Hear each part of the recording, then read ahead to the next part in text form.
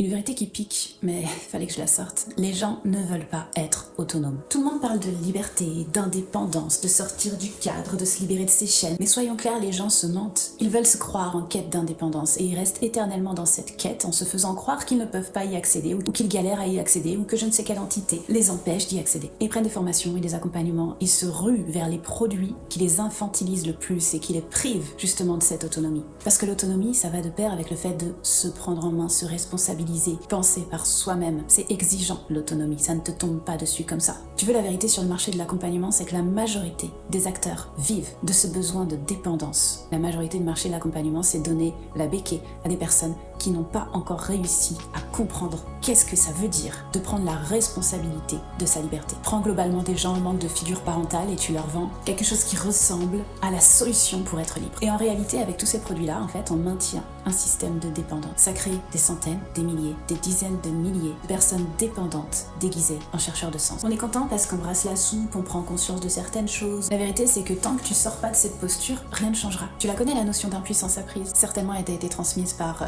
une de ces personnes justement qui te maintient là-dedans. C'est ceux-là même qui te vendent l'indépendance, qui te maintiennent dans la dépendance. Et ce sont les clients qui recherchent le plus la liberté en général, qui s'empêtrent dans une prison qu'ils se sont créée eux-mêmes. C'est la même qui jurent vouloir s'échapper de leur prison, qui refusent de franchir la porte grande ouverte.